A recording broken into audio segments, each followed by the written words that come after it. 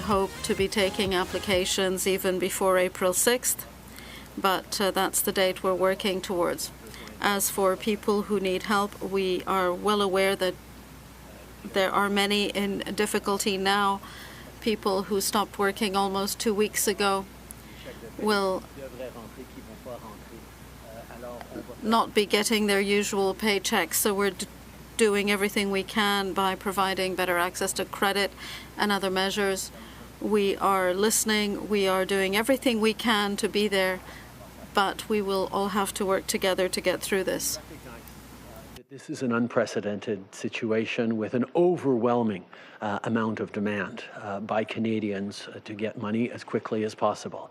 We need to make sure we're getting that money out quickly, but also reliably to Canadians, and that means doing things that government hasn't done before and scaling up our processes extremely quickly. We need to do that in a way that is going to be both reliable and quick, and that's why we're pulling together people from across government to get this done. We are hopeful that the system will be up and running by the 6th of April, and that checks or the direct deposits will be flowing days after that.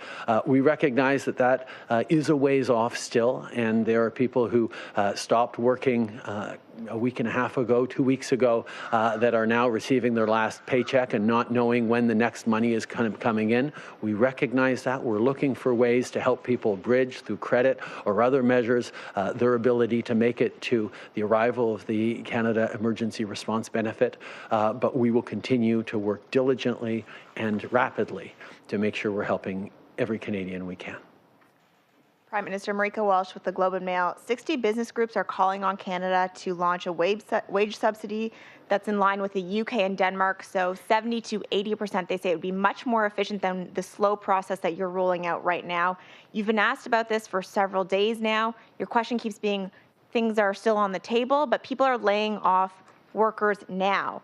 Now you seem to be saying that struggling businesses could choose to simply not pay their employees rather than laying them off, and the workers could then receive payments under this new benefit. Is that what you are urging struggling businesses to do, and why not go with the higher wage subsidy? We are absolutely looking at more direct help for businesses. We recognize that in an ideal situation, businesses wouldn't have to lay off people, and people wouldn't have to feel like they've lost their job and don't have a job to come back to after this crisis. So we are working with business groups. We are working with small businesses, hearing their concerns, looking very carefully at the models put forward in other parts of the world, like Denmark and Germany and others, and looking at how we can make that work or make equivalent things work here in Canada. We will have more to say on that in the coming days. Nous reconnaissons que dans une situation idéale, les gens. We recognize that ideally people would not lose their jobs because of what's happening, and that employers should not have to let people go.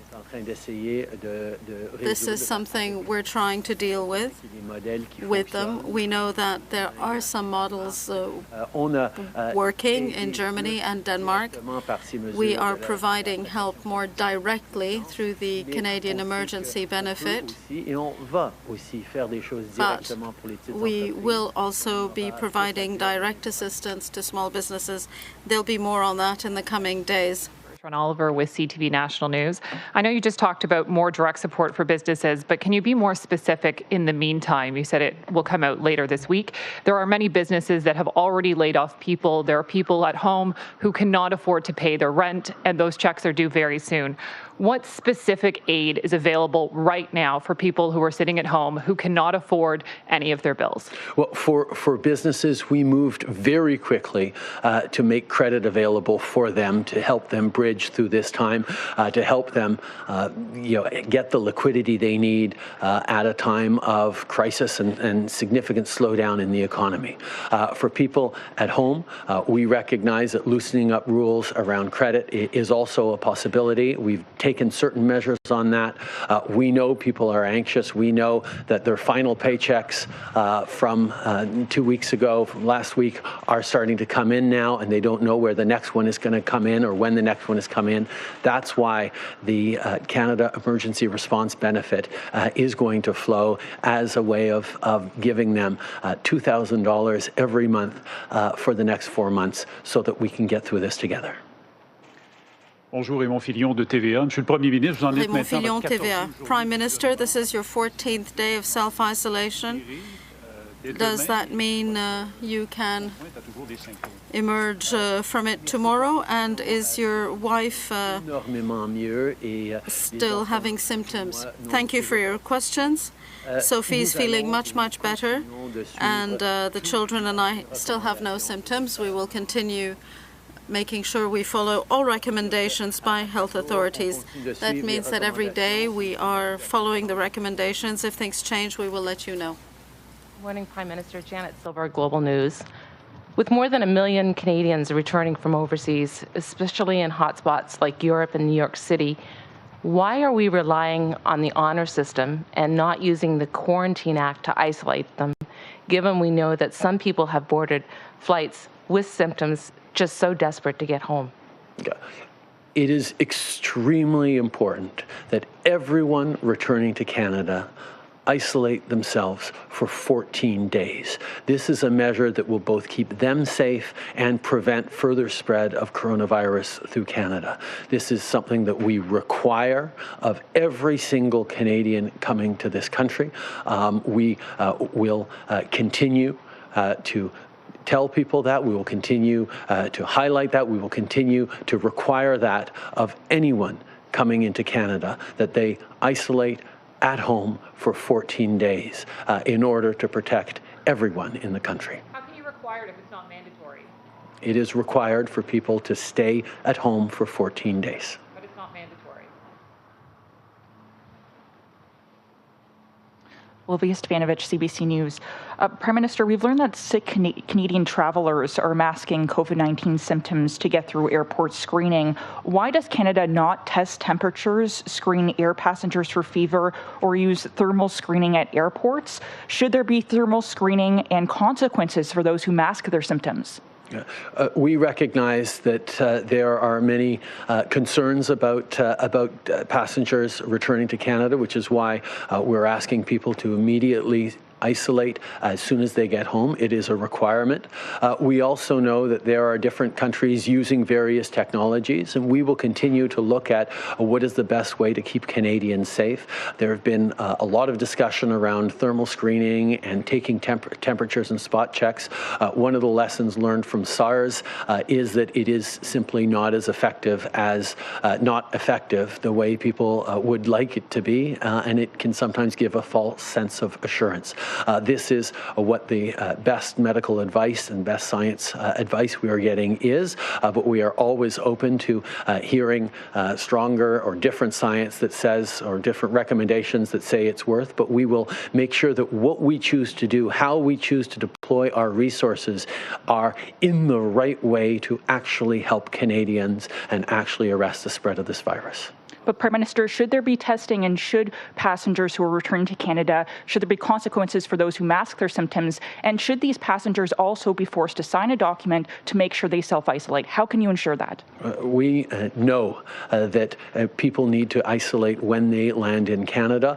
They agree to an attestation in their processing when they arrive that they will self-isolate for 14 days. That is an important thing. And Canadians with symptoms will not be allowed to board flights coming home. That is a difficult measure, I know, for many people, for many families, but we need to make sure we're doing everything we can to keep Canadians safe. But some passengers are masking their symptoms. What are the consequences for that? Okay. We will continue to do what is necessary and have been explaining to people what it is they need to do in order to keep themselves safe and keep Canadians safe. On va maintenant passer aux journalistes sur la ligne. Modératrice, c'est à vous. Moderator. Merci. Thank you. If you have a question, please press star 1 on your telephone keypad. Si vous avez une question, s'il vous plaît, appuyez sur étoile 1 maintenant. Please press star 1 if you have a question. Lavon Savance from Radio-Canada International. Please go ahead. Votre ligne est ouverte. Canada, when you came to power, you announced that Canada is back. The United Nations is asking for $2 billion in emergency funding for COVID-19. Is your government prepared to join this fund?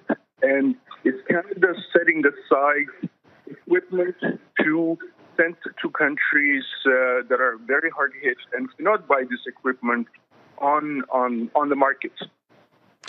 In our $1 billion COVID-19 response announced last week, we had already set aside money for international efforts.